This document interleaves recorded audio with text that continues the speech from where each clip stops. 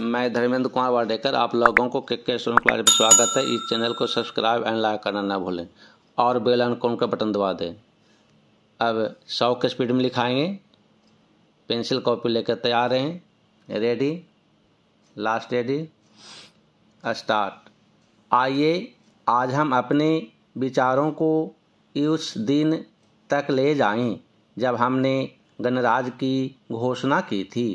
अपने विकास की योजनाओं के संबंध में हमने वास्तव में काफ़ी प्रगति की है, परंतु क्या हम भारत के सब नागरिकों को दरिद्रता, अभाव तथा कष्ट से मुक्त करा पाए हैं? प्रकृति की शक्तियों को अपने अधीन करने और जनता के कल्याण के लिए उन्हें नियंत्रण में लाने की दिशा में भी हम आगे बढ़े हैं, किंतु हम यह नहीं भूल सकते कि कुछ महीने ही हुए हमें भारत के उत्तर पूर्वी प्रदेशों में भयानक बाढ़ का सामना करना पड़ा था, जिसके कारण यातायात के साधन छिन्न भिन्न हो गए और वहाँ की जनता को भारी हानि उठानी पड़ी। निसंदेह सशक्तता, प्रसार और रोगों के निराकरण के महत्वपूर्ण उपाय भी हमने सोचे हैं। यद्यपि अभी भी देश के बहुत से भागों में निरक्षरता और बीमारी पर्याप्त मात्रा में दिखाई देती है। जन कल्याण की योजनाओं को हम बराबर आगे बढ़ाते रहेंगे, यह हमारा दृढ़ संकल्प है। इसमें संदेह नहीं किया जा सकता।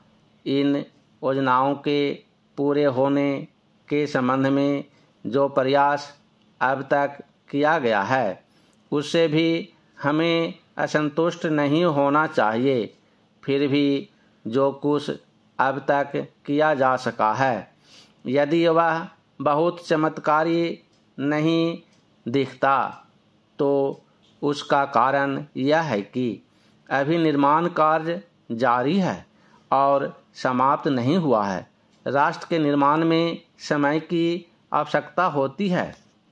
आज हमारा गणराज्य दिवस है और भारत जैसे प्राचीन राष्ट्र के इतिहास में 5-7 वर्ष की अवधि तक स्वल्पकाल है। आइए अब हम विगत वर्ष की घटनाओं पर नज़र डालें और यह देखें कि विकास के कार्यों और निर्माण योजनाओं की दिशा में हम कहां तक आगे बढ़ सके हैं। पहला चेंज।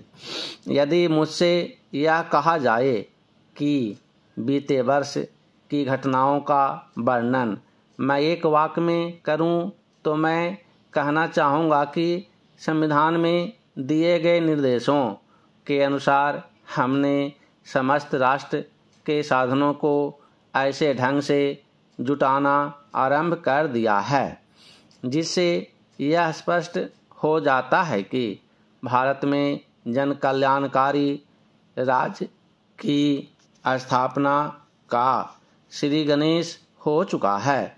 पिछले वर्षों में हमने जो संकल्प और दावे किए थे, अब वे मूर्तिमान होने लगे हैं।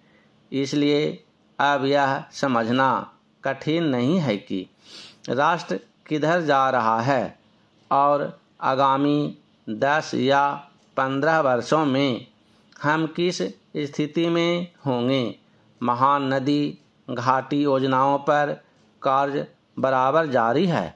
इनमें से एक योजना भाखड़ा नंगल योजना से बहुमूल्य पानी और बिजली पंजाब, पेप्सू तथा राजस्थान के भागों को मिलने में लग गई है। दामोदर घाटी योजना से कुछ समय हुआ बिजली प्राप्त होने लगी थी और हीराकुंड, चंबल तथा दूसरी महान योजनाओं की भांति यह योजना भी यथेष्ट रूप से आगे बढ़ रही है। भाखड़ा नंगल योजना का प्रथम चरण समाप्त होने से अब यह स्पष्ट है कि इन महान योजनाओं के द्वारा देश में कितने महत्वपूर्ण परिवर्तन हो जाएंगे।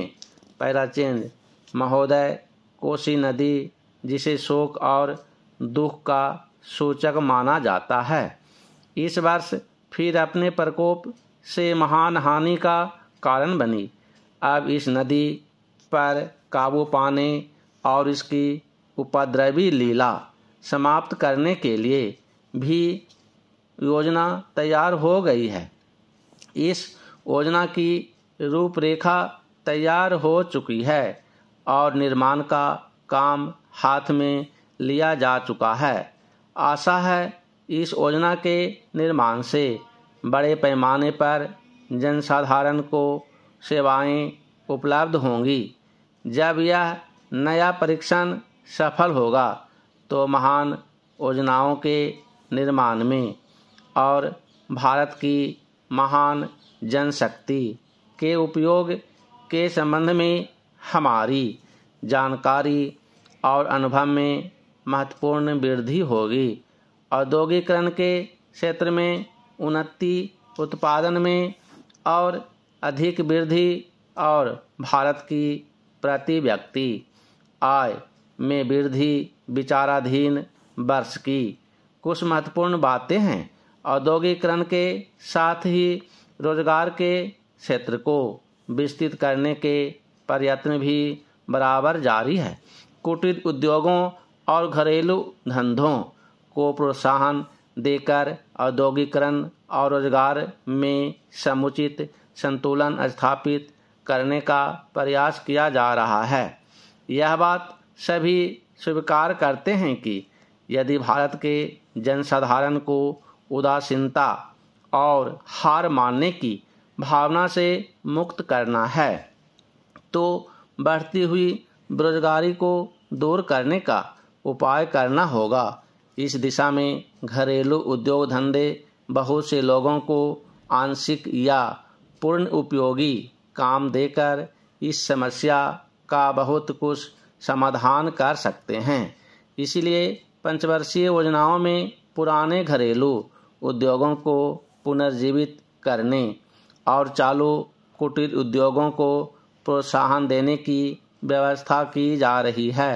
पहला चेंज विदेशी मामलों के क्षेत्र में हमारी सफलता और भी अधिक है। हमारी नीति, जिसे मैं सक्रिय और स्वदेश तटस्थता की नीति कहना चाहूँगा, वास्तविक व्यवहार में किसी भी देश अथवा यहाँ के लोगों को अपना शत्रु न समझने की नीति है।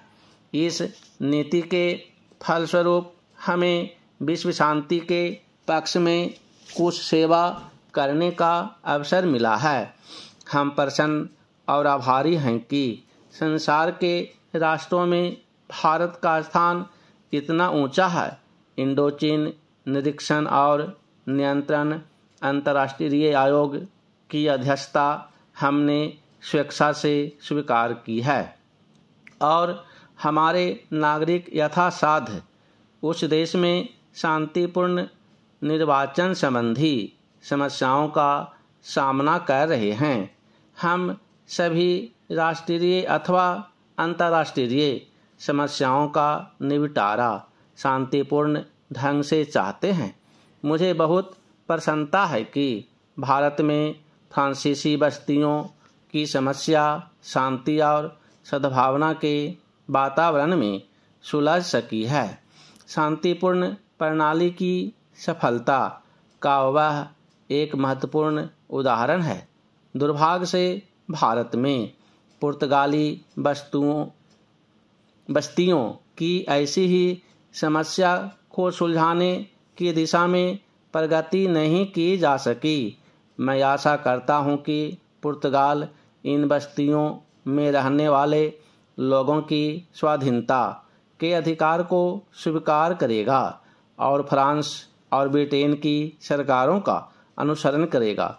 जैसे ही यह वर्ष समाप्त हो रहा है, हम अपने सबसे निकट के पड़ोसी पाकिस्तान के साथ अपने संबंधों में अपने सुखद परिवर्तन देखते हैं। पाकिस्तान के लिए हमारे दृढ़ हृदय में सदैव से पूर्ण सद्भावना और शुभकामनाएं हैं। समाप्त।